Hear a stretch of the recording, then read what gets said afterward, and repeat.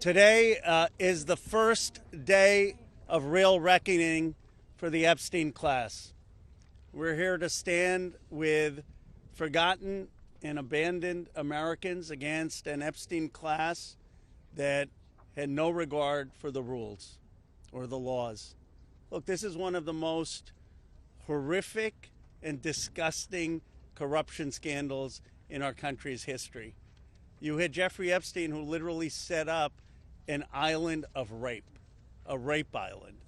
And you had rich and powerful men, some of the richest people in the world, who thought that they could hang out with bankers, buy off politicians, and abuse and rape America's girls with no consequence. Because survivors spoke up, because of their courage, the truth is finally going to come out. And when it comes out, this country is really going to have a moral reckoning. How did we allow this to happen? There should be no buildings named after people in this Epstein class. There should be no scholarships named after them. They shouldn't be enjoying the perks of being affiliated with corporations or universities or writing op-eds or being lionized. And many of the survivors will tell you some of these people still are celebrated in our society. That's disgusting. There needs to be accountability. I want to recognize first and foremost the survivors. They are the ones who made today possible. Many of you had forgotten about this issue, and frankly, for decades we have not done enough about this issue, and it's only because of their advocacy, them coming here to the Capitol. They showed up here time and again, and on September 3rd, that the country started to pay attention. And I also want to thank the courage of two of my colleagues in particular. Both of them have suffered, as you know, extraordinary political consequences for what they did. One, my colleague, Congressman Thomas Massie. This would not have been possible if he hadn't led the discharge petition that got 218 signatures and is going to force a vote in the House of Representatives. And this would not have certainly been possible if it were not for the courage of Marjorie Taylor Green. She signed the petition, and I would keep texting Thomas, is she going to drop off? Is she going to drop off? Because there was so much pressure against us, so much attacks against her. But she stood with the survivors. For Thomas or me, this has never been political. This is not about questions of Trump or Biden. This is a question of doing the right thing for survivors. We're going to get a vote today. I expect an overwhelming vote in the House of Representatives, and I don't want the D.C. swamp playing any games. They need to pass this in the Senate, and they should not amend it. President Trump has said he would sign the Epstein Transparency Act.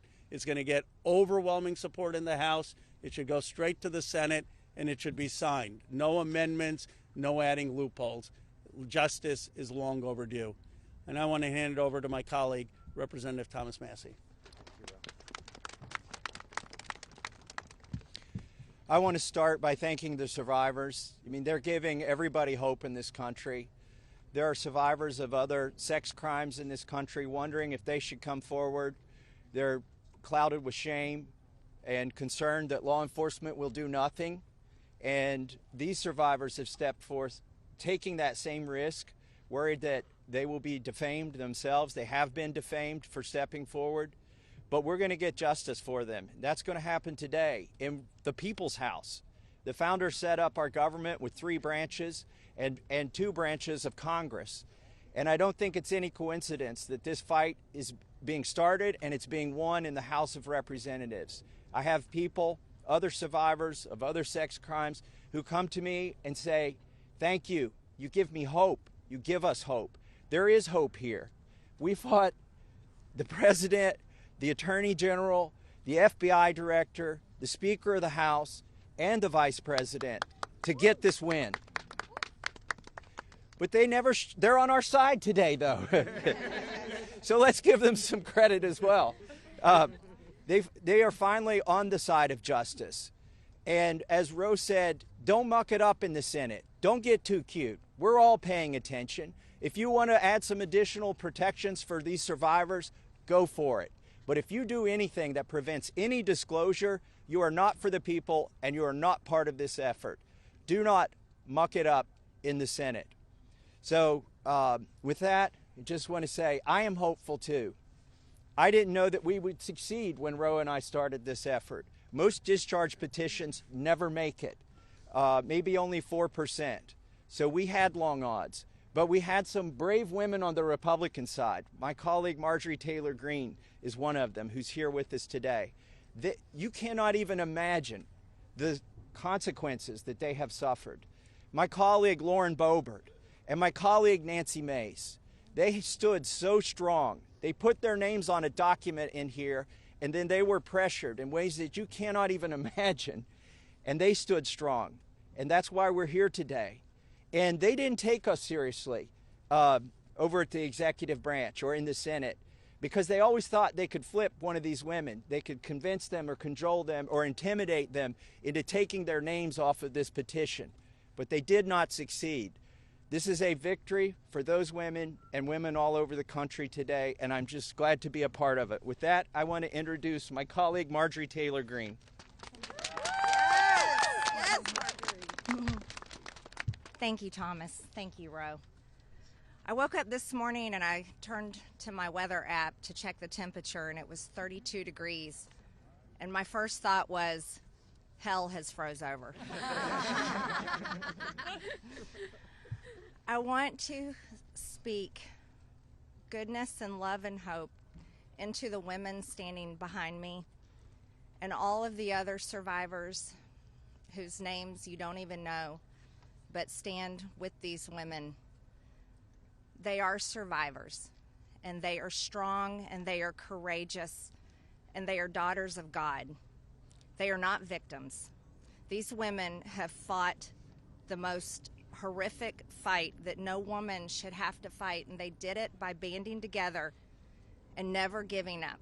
And that's what we did by fighting so hard against the most powerful people in the world, even the President of the United States, in order to make this vote happen today. I was called a traitor by a man that I fought for 6 years for. And I gave him my loyalty for free. I won my first election without his endorsement, beating 8 men in a primary. And I've never owed him anything, but I fought for him for the policies and for America first. And he called me a traitor for standing with these women and refusing to take my name off the discharge petition. Let me tell you what a traitor is. A traitor is an American that serves foreign countries and themselves.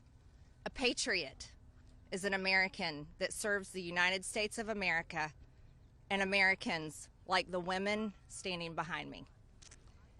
And I want to tell you that this only became possible today because the American people whom we serve as representatives here in Congress demanded that this vote happen, and they put more pressure on every single elected politician in this city than has ever been put on them. And today you are going to see probably a unanimous vote in the House to release the Epstein Files. But the real fight will happen after that. While I want to see every single name released so that these women don't have to live in fear and intimidation, which is something I've had a small taste of in just the past few days, just a small taste. They've been living it for years. But the real test will be, will the Department of Justice release the files? Or will it all remain tied up in investigations? Will the CIA release the files? Will a judge in New York release the information? That's information that needs to come out. And will the list of names that these women privately hold, and they hold it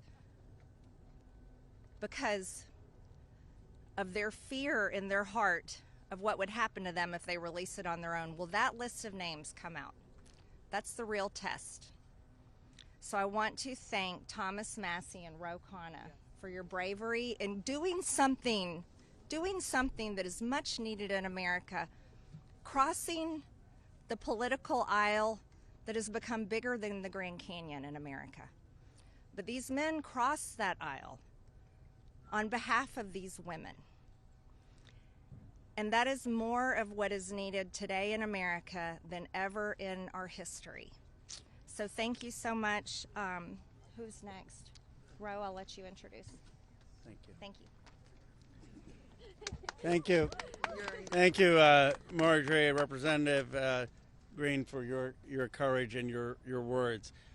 Before I introduce our survivors, I just want to say that they will make their statements, and then you can ask questions of Representative Massey, myself, or Representative Green, but we do not want people asking questions and cross-examining the survivors. They're here to tell their stories, and they should be heard by the American people with respect. Of course, Congressman Massey, myself, and Congresswoman Green would be happy to answer questions after that. With that, let me introduce the survivor who's helped organize a lot of this, and will be telling her own story and introducing the other survivors. Haley Robson, thank you for your courage and leadership. Absolutely, thank you all. Oh, good morning. It's a little chilly coming from Florida, not used to it. I want everybody to take a look. I know everybody sees us today as grown adults, but we are fighting for the children that were abandoned and left behind in the reckoning. This is who you're fighting for. This is who Congress is fighting for. This is who the House of Representatives are fighting for, and hopefully the Senate will fight for us too. I want to kick this off right, and I want to address Marjorie Taylor Green, Thomas Massey, and Rokana. I want to express my gratitude for all three of you, and I know, Rokana, we spoke earlier. This is an incredible thing that I'm watching as a Republican, and this is non-political, but for you to go against your own party and to be ostracized, there's no place for political violence, there's no place for intimidation, and I can say firsthand, stepping out against Epstein and his crimes against children, we have all experienced that ourselves.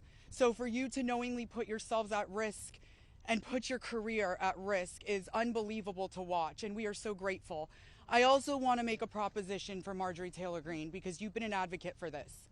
If you decide to read those names on the House floor for immunity, I will be more than happy, no security needed. I will stand beside you. I will hold your hand. I will hold your coat in solidarity with you.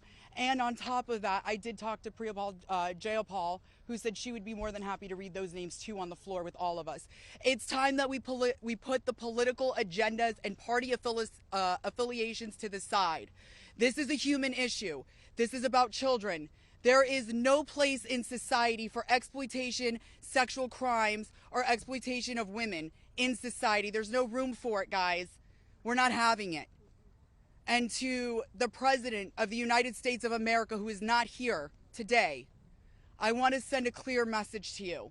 While I do understand that your position has changed on the Epstein Files, and I'm grateful that you have pledged to sign this bill, I can't help to be skeptical of what the agenda is. So, with that being said, I want to relay this message to you. I am traumatized. I am not stupid. I am traumatized. I am not stupid. You have put us through so much stress, the lockdowns, the halt of these procedures that were supposed to have happened 50 days ago. The Adelita Grijalva who waited to get sworn in, and then get upset when your own party goes against you because what is being done is wrong. It's not right. For your own self-serving purposes, this is America. This is land of the free. Land of the free. In 1863, we have a woman on top of the Capitol building represent freedom. I do not feel free today. I don't know if the women behind me feel free today. So I am begging every member of Congress, every representative, to step up and choose the chaos, choose the survivors, choose the children, protect the children. All children, you protect all of us equally. Thank you very much for your time.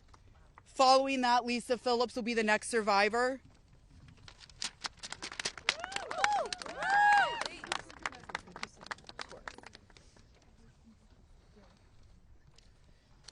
Good morning. My name is Lisa Phillips. It's an honor to stand here again for something America is finally united on: the immediate release of the entire Epstein files. In a divided nation, this is one demand we all share. Last time I stood here, I made a promise to all survivors watching. If those in power refused to release the truth, we would start uncovering it ourselves. For anyone who doubted that, that moment has already arrived. Since that day, more survivors across the country and around the world have reached out: text, emails, DMs, firsthand accounts, and evidence. Many are women who were abused or trafficked through the international modeling pipeline Epstein built, promising visas, apartments, opportunities, futures, while exploiting their dreams for abuse. Most are still terrified to speak publicly because the men involved are powerful. They're connected, and as we know, they're protected. For too long, survivors have watched others speak for us. And while we are grateful for our allies in Congress on both sides, we've realized something. This fight belongs to us. We lived it, and we know the truth. And we will not wait quietly for institutions to decide when we're allowed to speak. The survivors now coming forward have entrusted us with their stories. We are sharing that information with the proper authorities, and when it can safely be made public, it will be. So today, we are launching something historic: the first national, survivor-led political movement in America. Nonpartisan, laser-focused on exposing the systems, the loopholes, power structures, and silencing mechanisms that have protected predators for far too long. We are stepping directly into the halls of power, into the political arena.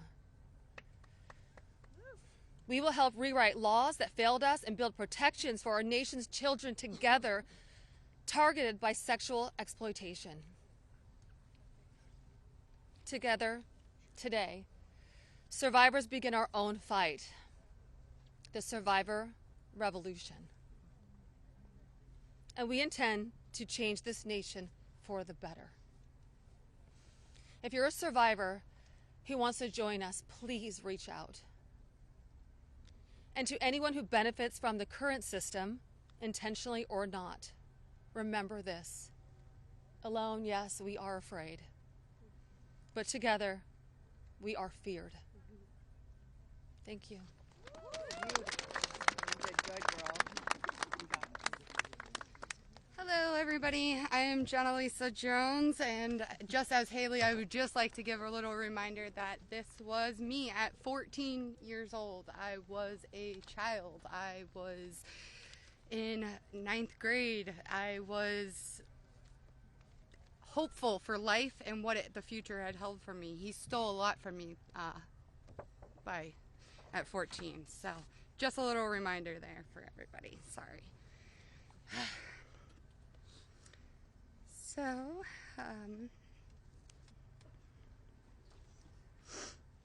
I just want to start out by saying thank you for all of you for being here today. I want to start by expressing my deepest gratitude to the members of Congress who have stood with us, the survivors, in demanding the transparency and justice. Your support is a signal that this institution can still serve the American people. This issue was never one that should have divided us the way it has. In fact, it should have united us. Sexual abuse is not a Republican issue. It is not a Democratic issue. It is also not a hoax. We are here as American survivors of a man who used his wealth and power to hurt young girls and women. The world should see the files to know who Jeffrey Epstein was and how the system catered to him and failed us. Emotionally, this process has been distressing. First, the administration said it would release everything and then applauded President Trump for that. Then it fought to release nothing. Now that checks and balances of our democracy have worked and the bill is getting passed to release the files, we are hearing the administration say they intend to investigate various Democrat Democrats who were friends with Epstein. I beg you, President Trump, please stop making this political. It is not about you, President Trump. You are our president. Please start acting like it. Show some class. Show some real leadership. Show that you actually care about the people other than yourself. I voted for you, but your behavior on this issue has been a national embarrassment.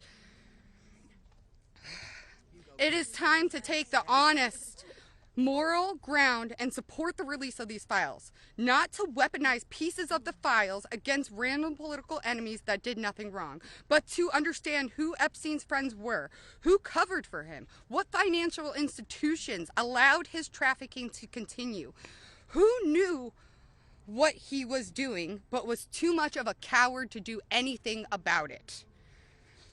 Jeffrey Epstein and Ghislaine Maxwell were able to recruit and abuse young girls and women. Then the country will learn nothing, and has horrible history will repeat itself if we do not do something about this. Thank you to the brave congressmen and women who have stood by us and recognized our side is the American side, and we should all be proud once again to be Americans. I want to just extend my thank you so much to all three of you, very, very much. The first time we were here, listening to the, people yell shame at you, and when she was here in support of us, really hit home and spoke some volumes, and I just very much appreciative of your support, and we stand by you. Don't let any of them bully you. We're here for you. Thank you, guys.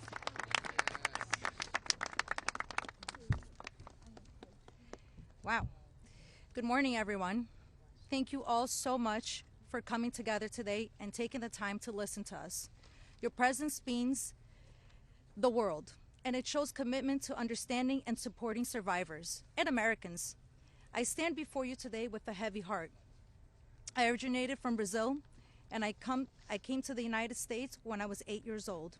I was only 14 when I first encountered Jeffrey Epstein, and my daughter is now almost at that age.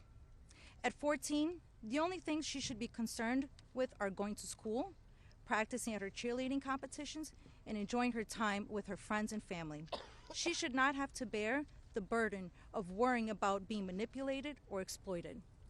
At this age, she is still a child, and no child should ever have to face such threats. I also want to address a troubling statement made by a prominent figure on a major platform who suggested that a 14-year-old should not be considered a victim of pedophilia. This is a dangerous and incorrect notion. When we talk about how children at 14 should still be treated as children, I ask you to look at the young people around you. Remember when you were that age? Do you think you should have been responsible for being groomed? Put yourselves in our position when we were young. I'm here today not to just share my story, but to call on all of you to help make a difference. We need to support to push for the Transparency Act and release the Epstein Files. Please reach out to your Congress members and senators and urge them to support this crucial legislation. The truth is something that we all deserve, and it is vital for safety and protection of the future of generations. Think about all the young people in your life, your daughters, your nieces, your friends. Let's stand together and ensure that they grow up in a world where they are safe and valued. I often wondered, why did this happen to me? And then I realized, God only gives you what you can handle. I'm here for a purpose, and that purpose is to make a difference today. So, let's stand together to protect our children and our peace. Thank you.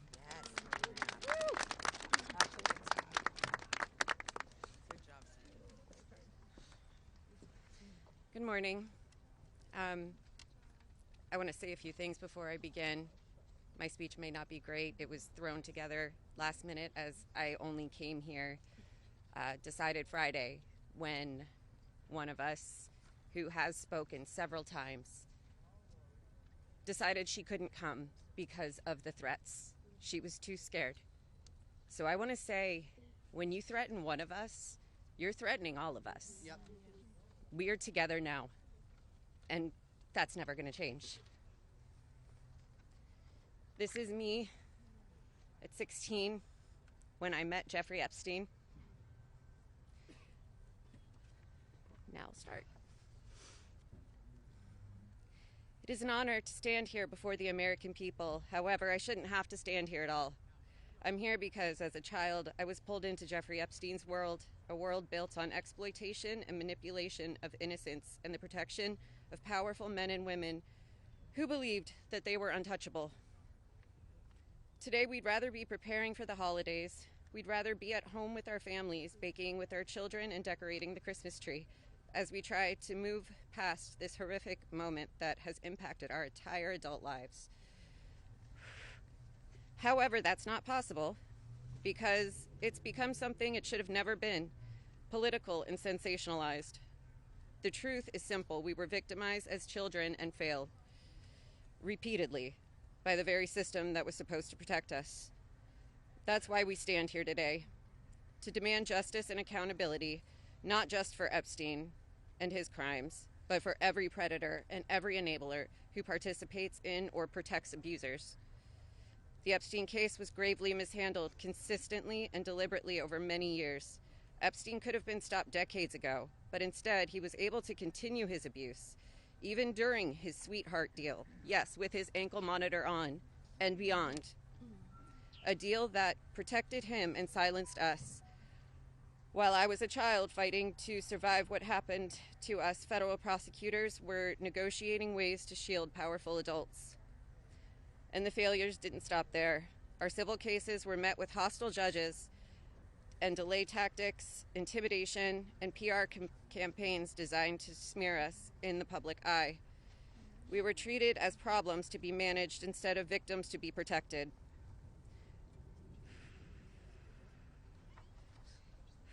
Today, something has changed. Individually, our voices were whispers. Together, they've become impossible to ignore. We are encouraged to see elected officials from both parties, thank you, come together and finally take action to release the files. I'll leave it there. Thank you. Good job. Yes, Ashley. Good morning. My name is Wendy, and I'm standing here today with a truth that still scares me to say out loud. I'm going to put this down because I can't hold both, as you guys saw, but that was me when I was 14 when I met Jeffrey Epstein. None of us here signed up for this political warfare.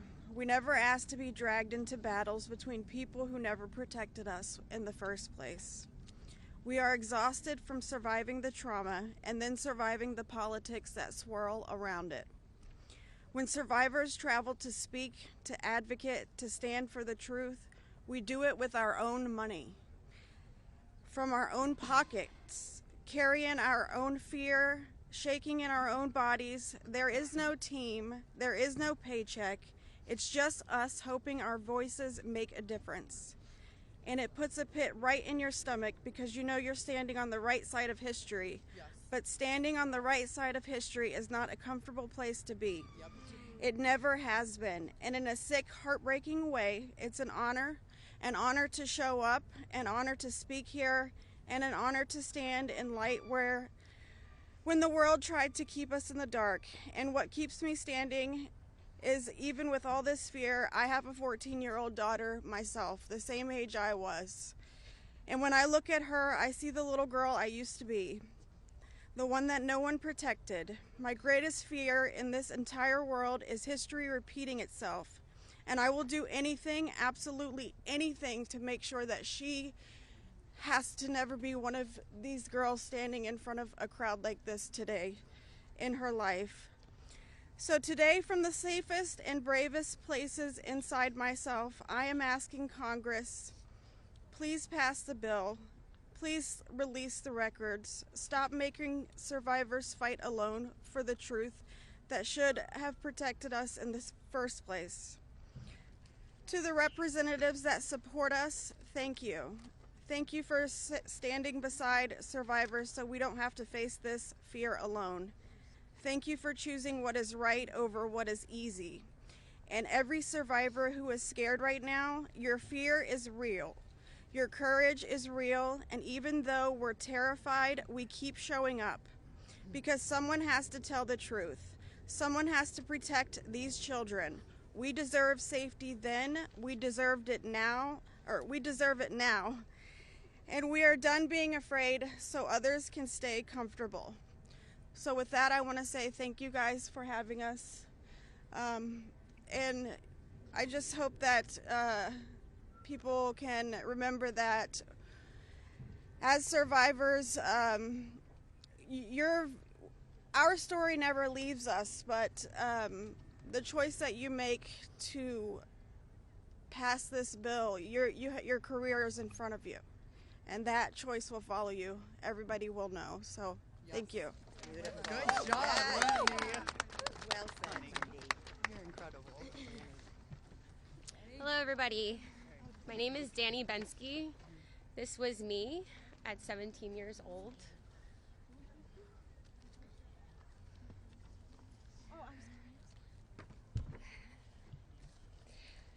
Coming from the dance world, I was recruited in 2004 after a systematic breaking down where Epstein leveraged my mother's brain tumor scans. He threatened me to withhold care for her. He trapped me in a year-long cycle of abuse. The last time I was here in Washington, D.C., I talked about being a part of this beautiful mosaic of women behind me, and they are exactly that. They are a beautiful mosaic of energy and passion and love and life. I am one story of 1,000. You think of that number, 1,000. I spoke of how big our hopes and dreams once were, and I talked about how they were completely shattered at the hands of Ghislaine Maxwell and Jeffrey Epstein. Now, I look at this amazing community behind me. They are survivor sisters. We are together. We stand together in this. And I realize that we are a representation of women across America. We come from different backgrounds. We have different religions. We are different races, different creeds, different ethnicities. We have different political affiliations. Some of us don't want to be political at all. And yet we stand here together for this cause. We're united in the call for transparency, complete transparency, to find justice. Justice for our younger selves. These pictures that you see, they're real people. I wish I could go back and give my former self a hug and say, this matters and it's going to change, and mean it. We are standing here for justice for the youth of tomorrow, and justice for those who are no longer with us, like the beautiful, brave Virginia Giuffre. We understand that the road is long, but I implore you to stay the course, please. Living in an age where you can get news in 10-second clips on your phone, I know that this is a big task for us, but it's a very personal one for survivors. It's a very personal one for us as a country. So I'd like to ask you to try something right now. I'd like everybody to close their eyes or soften their gaze just for a moment, and I want everybody to think of a child that is close to them between the ages of 14 and 18 years old. It could be your daughter, it could be your niece, it could be a friend's kids, it could be you at a former age, it could be your mother at that age. But really envision that for a second, 14 to 18 years old. Once you think of that person, I want you to think about what they feel like. What is their energy? What do they smell like? What sound do they make when they laugh? Really think about that child, just for a moment. Now I want you to picture a pair of giant looming wooden doors and an overbearing marble landing. Those are the doors to Jeffrey Epstein's house. Do you allow that child to enter or not? If the answer is yes, you would allow entrance. You stand with predators. If the answer is no, then congratulations, you're on the right side of justice. Now you have homework. I am calling for the American people. You have homework. Call your congressional leaders. Call your senators. Please support this bill. Let's get it all released. Thank you very much.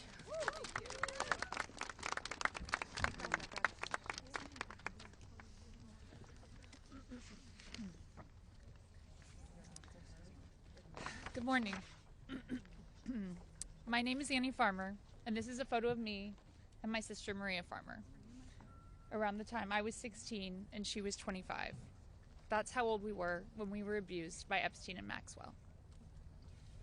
Survivors have repeatedly stated that our pursuit of transparency and justice is a nonpartisan issue. But given the political noise surrounding this case, I just want to remind people of some of the facts. In 1996, when my sister, Maria, bravely blew the whistle on this group by reporting to the FBI what Epstein and Maxwell did to both of us, they hung up on the phone on her, and there was no follow-up of any kind. Bill Clinton was president. In 2006, the FBI came to us, finally interviewed us, and asked us both to be witnesses against Epstein. We were very anxious, but we agreed. And then we didn't hear back from them due to their infamous sweetheart deal. George W. Bush was president. In 2015, when the DOJ was sent FOIA requests for Maria's FBI files, and they were denied, as they have been many times, Barack Obama was president. In 2019, when Epstein died in prison due to either negligence or foul play, Donald Trump was president. In 2023, Maria's attorneys sent a letter on her behalf to the government, requesting an investigation into the repeated law enforcement failures in this case, similar to what was done in the case of Larry Nassar. They declined to do so. Consequently, my sister filed notice that she would be suing the government for failing to uphold its legal, ethical, and moral duties in this case. Joe Biden was president. This year, after campaigning on a pledge to finally release the files, under Trump's second presidency, the DOJ announced they were closing the investigation into Epstein's co-conspirators, and then transferred Ghislaine Maxwell into a prison camp, where it is well documented that she is receiving special treatment. This is not an issue of a few corrupt Democrats or a few corrupt Republicans. This is a case of institutional betrayal. Because these crimes were not properly investigated, so many more girls and women were harmed. My sister, because of her bravery, was repeatedly threatened and lived in fear, with dire consequences for her health and her career. 30 years later, even as oceans of allegations and obvious truths have emerged, the government has still not chosen transparency. This is why we have all come together as one united voice to demand the release of all the Epstein files and to finally bring the truth out of the shadows. Yes. Yes.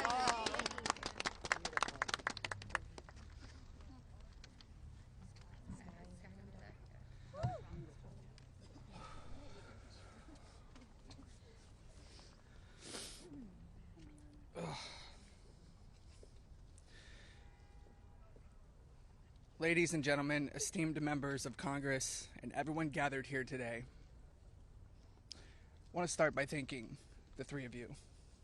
Thank you. It takes a lot of bravery to do what you're doing. We hear you. We see you. It means a lot for you to be here with us, and I know my sister would be incredibly proud. This is the moment she was fighting for and the moment that all survivors are fighting for, so thank you.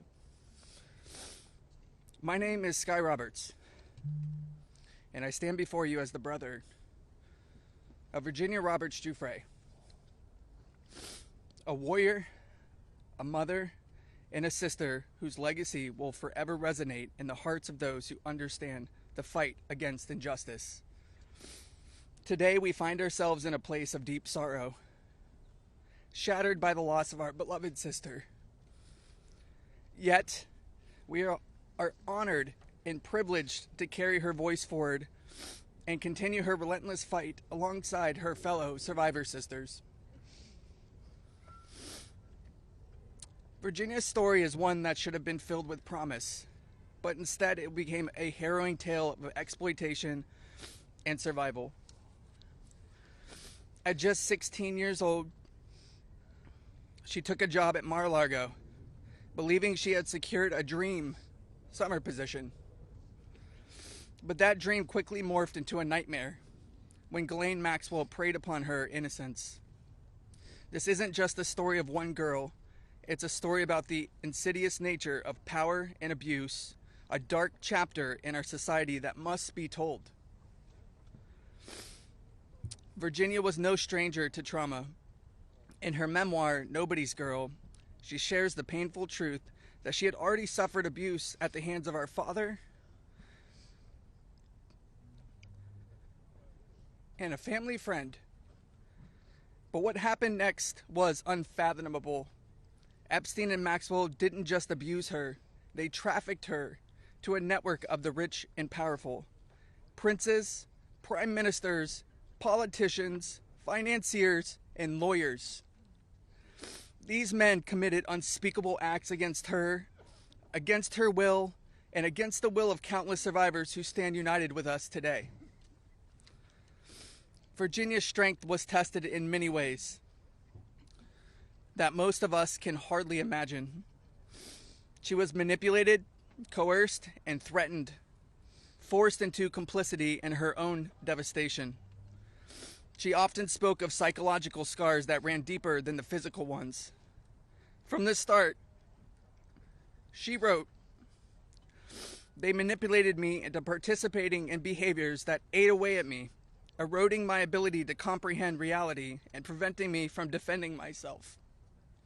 The most destructive wound they inflicted was that of forced complicity, a betrayal of self that was crafted by her abusers. But I stand here today to declare that their tactics of fear and intimidation did not work. Virginia's spirit could not be broken. She became a beacon of hope, a warrior, fighting not just for herself, but for every survivor who suffered in silence. She said, "I felt it was my duty to stand up to predators like Epstein and Maxwell. I would put my neck on the line to make sure my daughter never has to go through what I had to endure." These survivors, like Virginia, have transformed into mothers and strong women, fierce in the face of adversity. Many of them have daughters the same age they were when they faced their own abuse. They are determined to break the cycle, to shatter the silence that has kept so many in the shadows. Virginia quoted in her memoir, "There I was, as the mother of 3 children. I felt it was my duty to stand up to predators like Epstein and Maxwell. I mentioned to Ellie in particular, her daughter, I would put my neck on the line to make sure she never has to go through what I had to go through. I said, joining Edward's CVRA case, what I would want somebody to do for my daughter or sister and friend. In the end, I said, I was just trying to do the right thing. That's what I felt like I'm doing," I said. "I'm making a small dent in this big world we live in."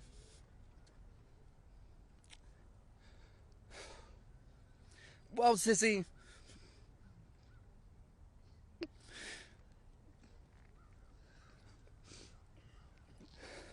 you didn't just make a small dent.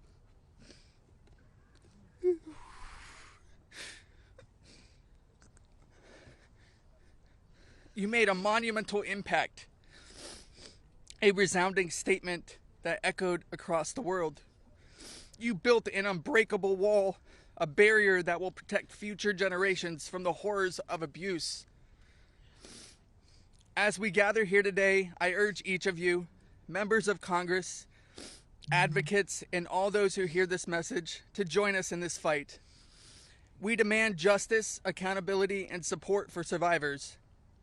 And we keep getting asked this: what does justice mean, you ask? It starts with acknowledgement. That's the first step. Acknowledge in the face of survivors that this happened and that this is true. Your vote carries that weight. My sister is not a political tool for you to use. These survivors are not political tools for you to use. These are real stories, real trauma, and it's time for you to stop just talking about it and act. Vote yes.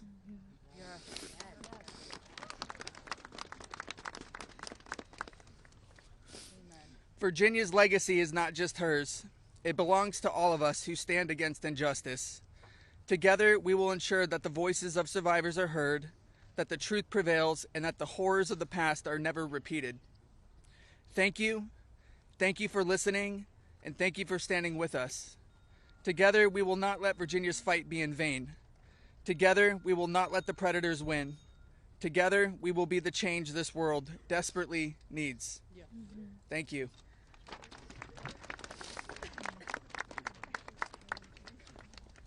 It was so beautiful.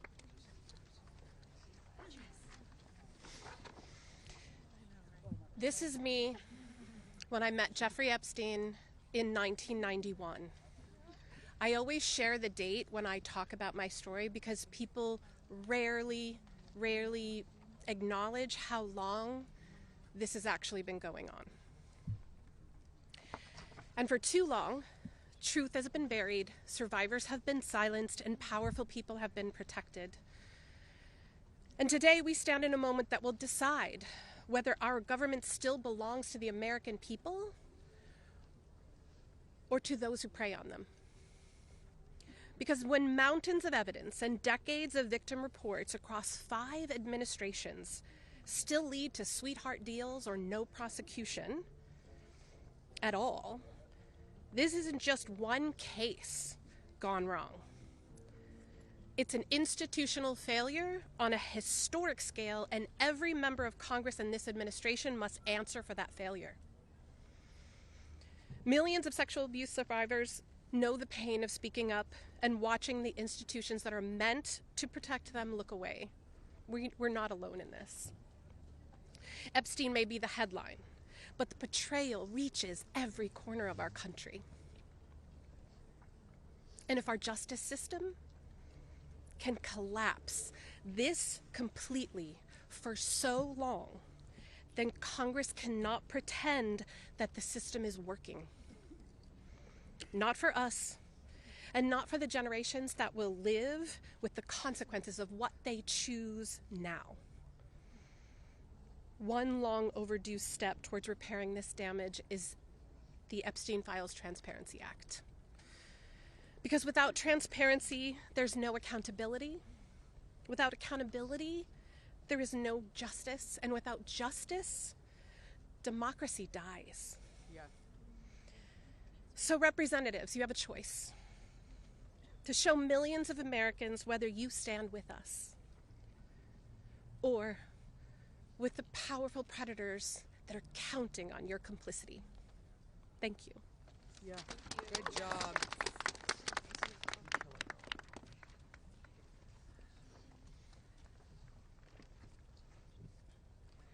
Good morning. This is me. This was me.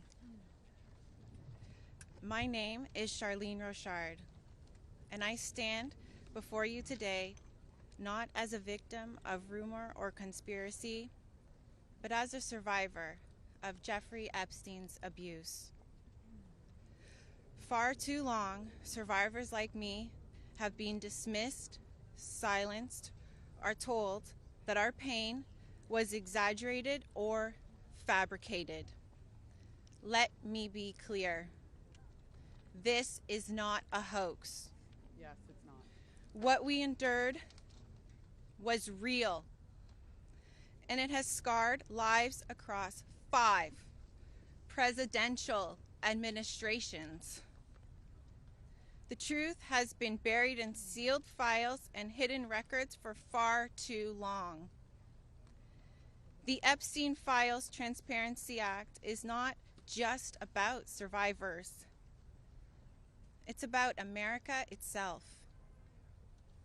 How can we keep America great if the principles the nation was founded on, that power belongs to the people, is not protected? No one, no matter how wealthy and well-connected, stands above the law. If we cannot face the truth, then we betray the very ideals that defines us as a country. By passing this act, Congress has the chance to prove that truth matters more than privilege, yes, that justice matters more than influence, and that America has the courage to confront even the most uncomfortable realities. This is not just about survivors. It's about every American who believes in accountability, fairness, and the promise of justice. I stand here today not only for myself, but for every survivor of Jeffrey Epstein's abuse who has carried this burden in silence, and for every citizen who believes that justice delayed is justice denied. Yes. I want to thank Representatives Ro Khanna and Thomas Massey for standing with us. Thank you. And I especially want to thank Representative Marjorie Taylor Green.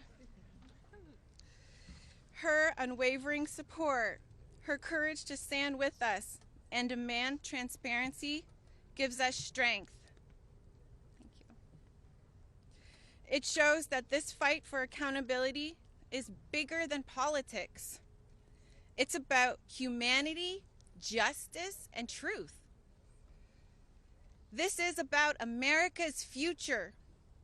It's about whether we, the people, will be heard when we have the courage to stand for truth and justice. Our voices are real. Our pain is real. And our demand for justice will not be silenced. Thank you. Amen. Girl, Charlene. Hello. Good for you, girl. You did amazing.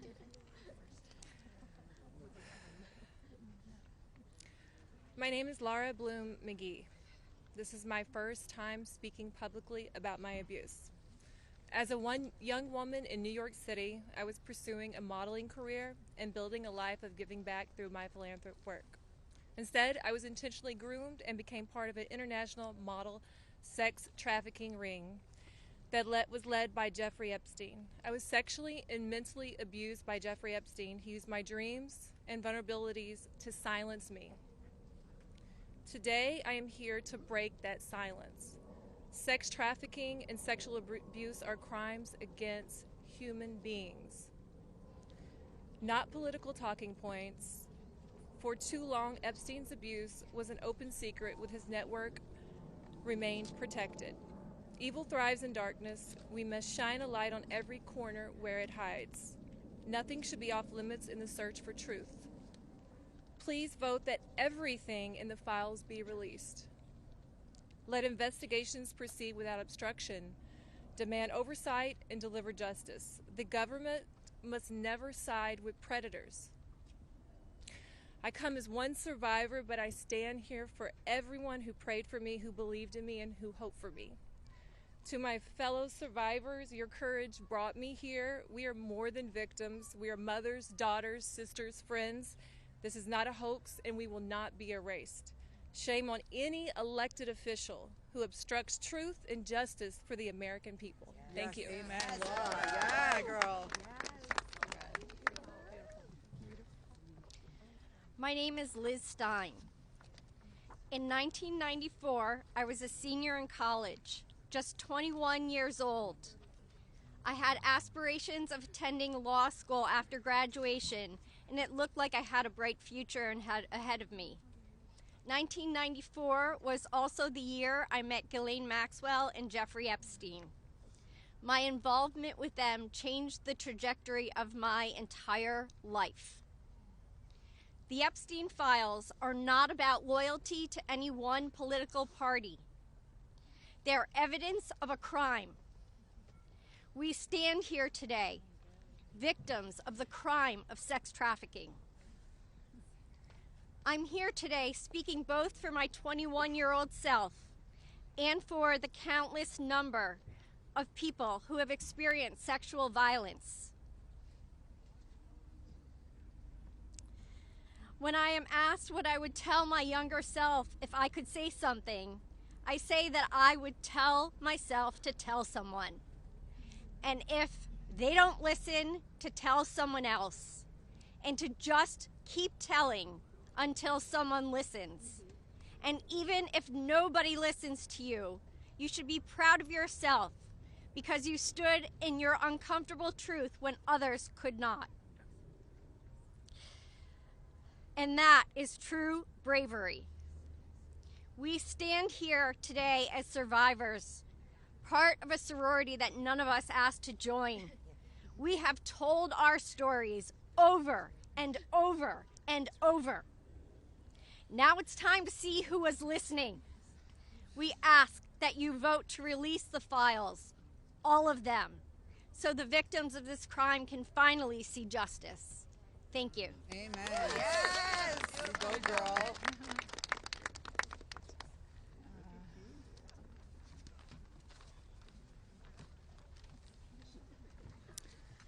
Well, hello, everyone, and I want to first say thank you for your ongoing leadership. I know it must not be easy thing to do, much like it's not easy for us to be doing this, so I guess we're in this together, so thank you so much. I feel like our courage has, we're reflecting, mirroring courage, because that's what it takes to do this, right? So this was me at 22 years old. I was not a child, technically, very young adult. I imagine most of you here can relate to the mindset and to be 22 years old. So today is a good day, and I thank God for that. It's widely and undeniably clear that our current political climate is quite rigid and seemingly at war with one another. This sets a stage. This sets a stage for voices, survivor voices, to get spoken over and drowned out by the political darts whizzing by. Not today, though. Today, our truth and our power have steadily risen up. We are at the peak. Our voices prevail today. Our voices initiated the coming together of both political parties. That's pretty big, I think. Republicans and Democrats, we all stand together today. We all stand together for justice, and we must continue to do so to protect the integrity of our country and our democracy. Truth and justice must prevail. The children today are those that will lead this nation one day. Think about that. What does that mean to each of you? If anyone doubts that this does not directly contribute to the fate of our country and democracy, I challenge you and I urge you to think again. Our voices are a fundamental pillar of future generations. Today, that's what we stand here for. Accountability, action, and justice. Let's get this vote done today. Let's send it through the Senate and straight to President Trump's desk for signing. I'd like to be there that day that he signs. I'm sure all of us would like to be there. Today is a good day, and let's keep moving forward. Thank you so much. I just want to give you a hug. Okay. Hey guys, we're actually pressed for time, so we are not going to be taking questions going further. I bring back Rokana. He's going to do our closing conversation and comments. Well, thank you, Hilly. Teresa is right. It's pretty big what the survivors have accomplished today. And I just want to say how eloquent, strong, and admirable they were. Let's give them a round of applause for their courage. Thomas and Marjorie and I will take a few questions from people who haven't. Yeah. Go ahead. Is basically right now calling on the Senate to make revisions to this bill because he says it doesn't adequately protect the survivors, the victims that are standing behind you. Your response to that? That's been a red herring all along. The survivors have always been in favor of this legislation, and there's a provision in there you can read if he would just read it that protects them. Now, if he wants to offer more protections in the Senate, that's fine with us, but here's the problem. Now we have to vote on it again in the House. And so, as you heard, justice delayed is justice denied. It could be just another delay tactic. But we want to... Is that what you think? That's the motivation from the I think the Speaker wants to save face. He's going to vote for a piece of legislation today that he's disparaged for 4 months. And however he needs to come on board, we want him on board. So we appreciate that. Did you want to? Go ahead. Go ahead.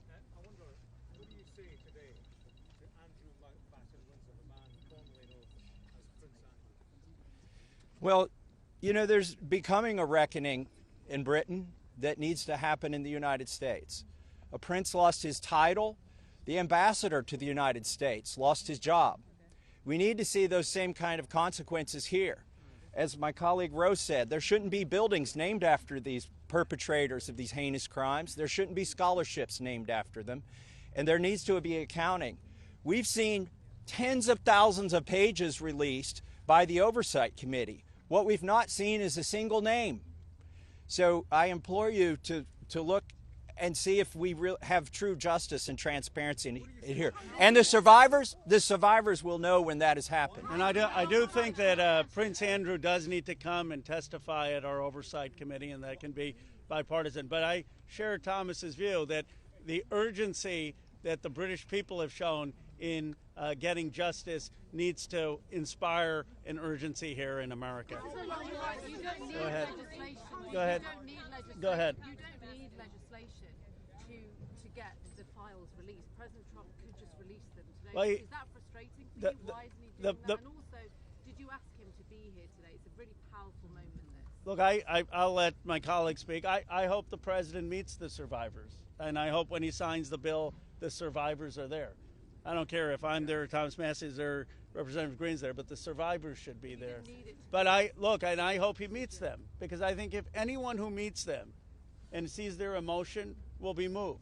And my goal is to get justice here. So I hope he will meet them and really hear what's happened and actually take action. But the broader point is, yes, the president could order the Justice Department to release the files, but in a constitutional democracy, what we're supposed to have is Congress says that the files should be released, and then it's not on the whim of any president. Then the Justice Department is compelled to release those files because that's the law of the land. Let's just take a, yeah. Take.